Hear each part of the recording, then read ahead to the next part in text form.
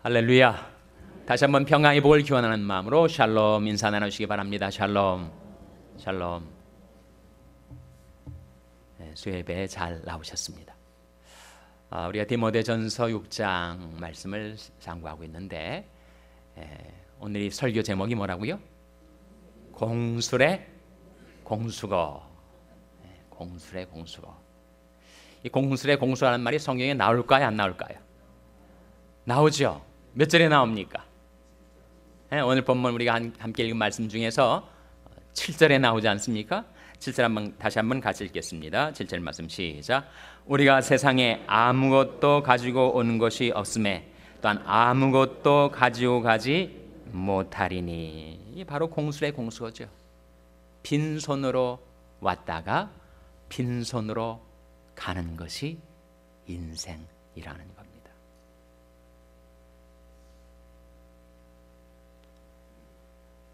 우리가 세상에 살 동안에 아무리 많은 것을 획득하고 또 누린다 할지라도 사실 우리는 빈손으로 세상에 태어났습니다. 여러분 가운데 부잣집 아들, 딸로 태어나신 분들은 세상에 태어나실 때 손에다가 금반지를 들고 세상에 태어나신 분 계십니까? 우리 이 세상을 떠날 때도 우리는 빈손으로 갈 거예요. 그래서 알렉산더 대왕이라고 정말 천하 세계를 정복하고 호령하던 그런 제왕이 있습니다. 잘 아시잖아요. 헬라의 대왕 알렉산더. 그가 이제 죽을 때 이런 유언을 남겼다고 해요. 내가 죽을 때 내 두 손을 관 밖으로 내어놓게 해달라. 천하를 주름잡고 장악했었던 그도 죽을 때는 빈손으로 아무것도 가지고 가지 못한다는 것을 세상 사람들로 알게 해다오. 그런 유언을 남겼다고 하죠. 이 하워드 휴스라는 사람을 들어보셨을 거예요. 소위 항공왕이라는 사람이 미국에서 정말 엄청난 부를 가졌던, 그래서 세계의 거부에 드는 그런 사람입니다.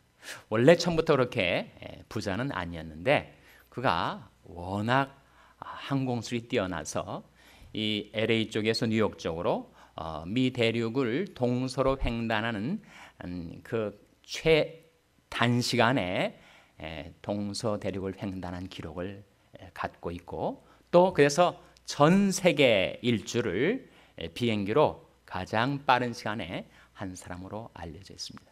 나중에 그가 대부호가 됐어요. 대부호가 돼서 살아가는데 이상스럽게 그가 햇빛을 싫어하고 물을 싫어했습니다. 사람들과의 접촉을 싫어했어요. 그래서 그가 결혼에 실패를 하고 이혼을 하고 그리고 자기 집에서 살지 않고 호텔방에서 살았어요. 라스베가스에서도 살고 텍사스에서 살고, 나중에 그가 죽을 때 검은 커튼이 드리워져 있는 호텔방에서 며칠 동안 얼굴에 손에 물을 대지 않고, 우리가 몇 달이 걸렸는지 이 머리가 산발, 그리고 손톱 발톱이 짐승의 발톱처럼 그렇게 길어진 상태로 그 시체를 검부해 보니까 여러 주사 바늘들이 꺾여져 뽑혀져 있었습니다. 마약을 하면서가 죽어왔어요.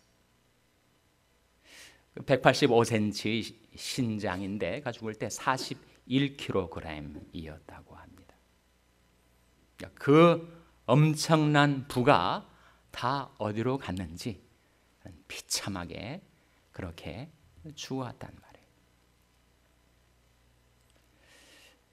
이 로또 당첨돼 가지고 정말 사람들이 코스처럼 이혼을 하고 패가망신을 하고, 차라리 로또에 당첨이 안 됐더라면 그런 대로 평온하게 살았을 사람이 평지 풍파가 일어나서 그렇게 몰락해 가는 사람들이 수두룩합니다.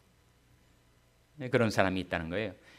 한 6,540만 달러의 파워볼로 로또 복권에 당첨된 미국의 한 부부가 있었다고 합니다. 한국 돈으로 환산하면 654억 원이 되는 거죠.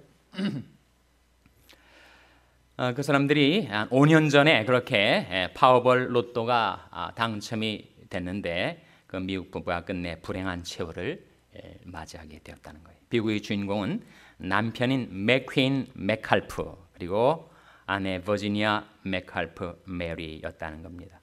남편은 복권 당첨된 지 3년 만에 45세의 나이로 죽었고 아내도 2년 후에 숨진 채로 발견되었다고 합니다. 5년 전에 이 부부가 꿈 같은 잭팟을 터뜨려 가지고 너무나도 좋아했는데 곧바로 이혼을 했어요. 왜 이런 코스를 밟을까?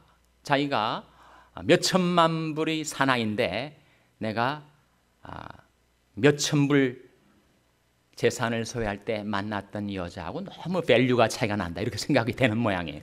그래가지고 사람들이 로또에 당첨되면 그렇게 이혼을 하더라고요. 내가 밸류가 얼만데 내가 이 여자랑 계속 살 거야? 뭐 그러면서 그렇게 이혼을 했는데 이 부부도 그랬다는 거예요. 곧바로 이혼을 했다고 합니다. 당첨 직후 아내 버지니아 맥칼프 메리다는 나는 남편과 다른 길을 갈 것을 선언했다고 그래요. 종이박스에 주름 내는 일을 하던 그녀는 그 일을 그만두고 오하이오 강이 내려다보이는 저택에서 지냈다고 합니다. 근데 그 아내 메리다는 복권 당첨금으로 두 번째 집을 사면서 세입자를 퇴거시키려다 소송을 당했다고 그래요.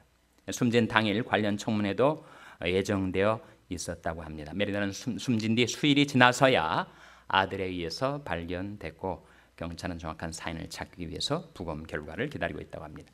이 지게차 기사였던 남편도 당첨 직후 호주로 이민을 가서 새 삶을 살 것이라고 했지만 그 꿈을 실현하기도 전에 삶을 마쳤다고 합니다. 그는 조지 워싱턴 미국 초대 대통령의 고택인 마운트 버넌을 재현한 켄터키 주택가에서 살던 중 전처와의 사이에 태어난 아이 부양 문제와 당첨 이전의 음주운전 혐의 등 여러 가지 법정 싸움에 시달리다가 죽었다는 거예요.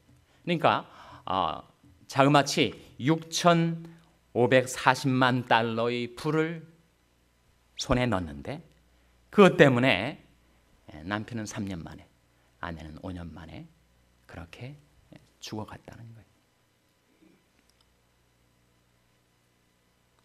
그래서 하나님의 말씀은 우리에게 공수고의 진리를 깨우쳐 줍니다.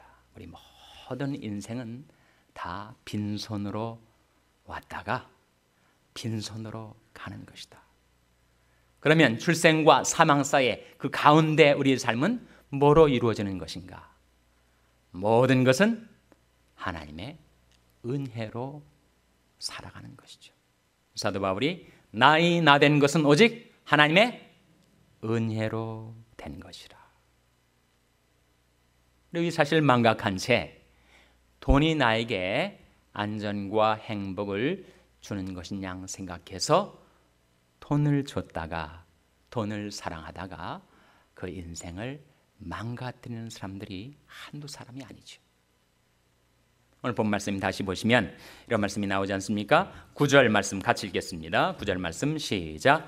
부하려 하는 자들은 시험과 올무와 여러 가지 어리석고 해로운 정욕에 떨어지나니 그 사람으로 침륜과 멸망에 빠지게 하는 것이라. 부하려 하는 자들, 무력을 품고 사는 자들, 돈에 대한 욕망을 쫓아 살아가는 사람들은 어떻게 되는가? 이상스럽게 이런저런 시험에 들고 올무에 잡히게 되고 그리고 여러 가지 어리석고 해로운 정욕에 떨어지게 된다는 거예요. 그래서 그 사람으로 침륜과 멸망에 빠지게 하는 것이라. 10절 말씀 같이 읽겠습니다. 10절 말씀 시작. 돈을 사랑함이 일만하게 뿌리가 되나니 이것을 사모하는 자들이 미혹을 받아 믿음에서 떠나 많은 근심으로써 자기를 찔렀도다. 무엇이 일만하게 뿌리가 된다고요? 돈을 사랑함이.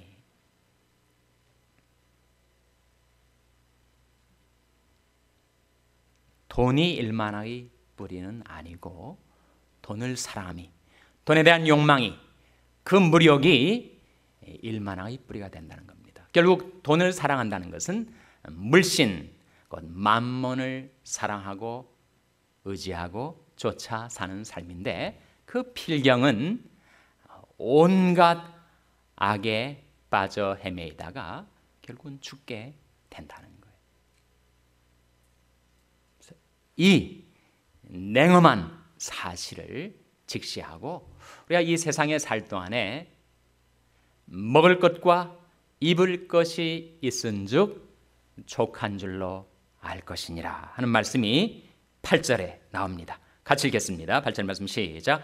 우리가 먹을 것과 입을 것이 있은즉 족한 줄로 알 것이니라. 예수님께서 삼가 모든 탐심을 물리치라. 사람의 생명이 그 소위 넉넉한데 있지 아니하니라. 그렇게 말씀하셨어요. 우리 행복이, 우리 안전 보장이 많은 소유에 있는 것으로 생각하며 삽니다.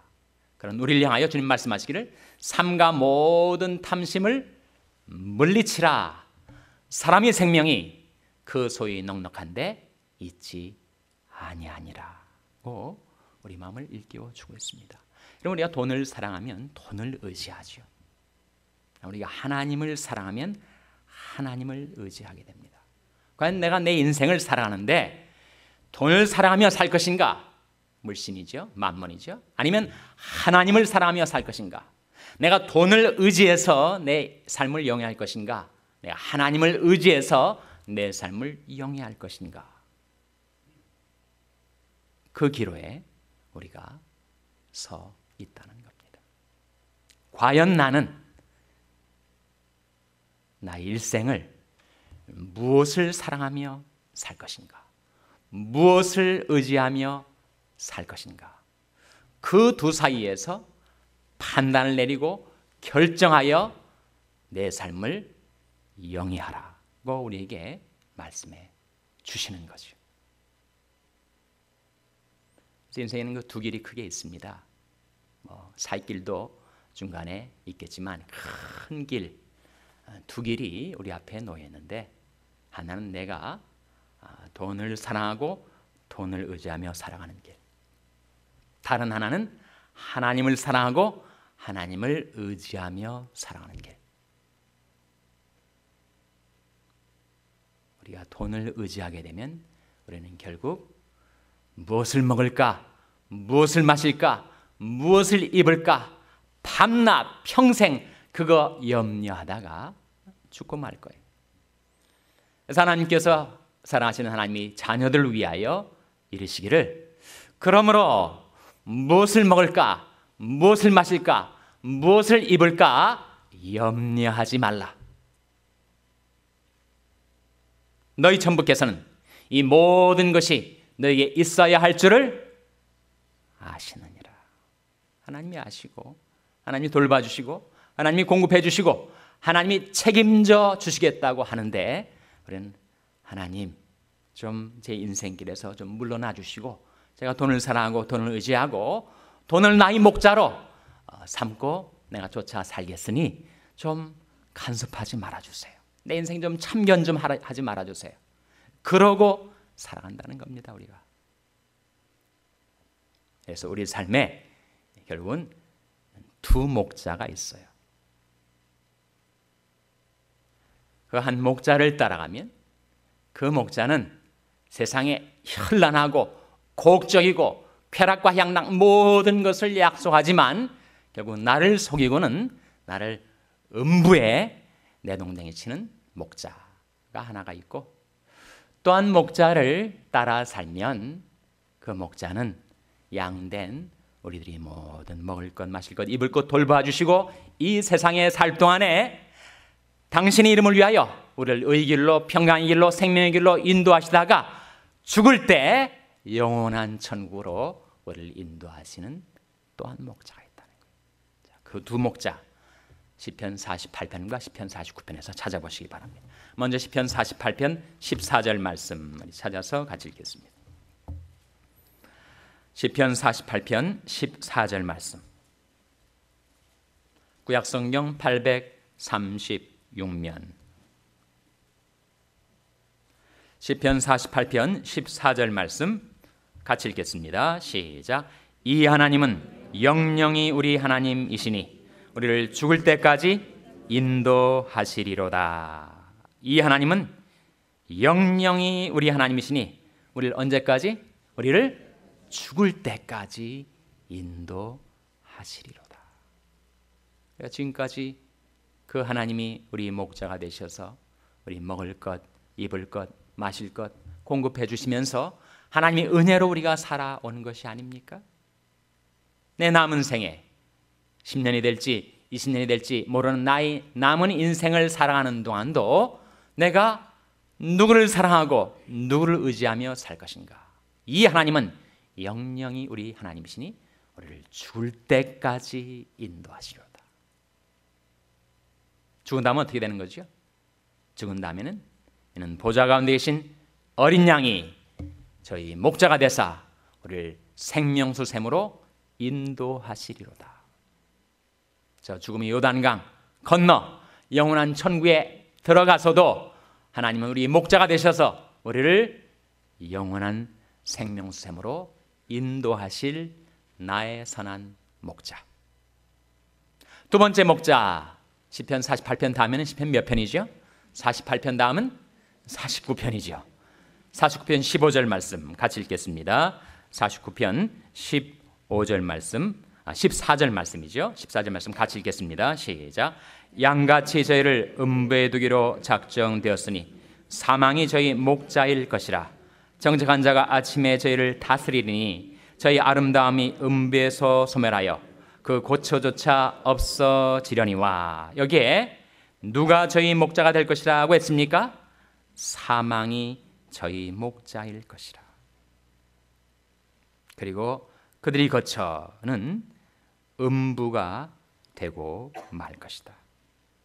그래서 여러분, 우리는 지금 기로에 서 있는데, 크로스로드에 서 있는데, 내가 나의 선한 목자이신 하나님을 나의 평생에 또 영원한 나의 목자로 삼아서 그 하나님을 따라 살면 하나님께서 우리가 사는 동안 우리를 죽을 때까지 돌보시고 인도해 주시고 죽은 다음에는 영원한 천국으로 우리를 이끌어 주실 것이고, 만일 돈을 사랑하고 사망이 우리 목자가 되면 우리는 하나님이 영광으로부터 영원히 떨어져서 음부가 우리의 거처가, 영영한 거처가 되고 말 것이라는 겁니다. 하나님께서 저와 여러분을 긍휼히 여기셔서 공술의 공수거의 진리를 깨닫게 해주시고 이제 하나님을 나의 목자로 삼아 평생 하나님의 은혜로 살다가 영원한 천국에 주님과 함께 들어가게 되시기를 주님의 이름으로 축원합니다.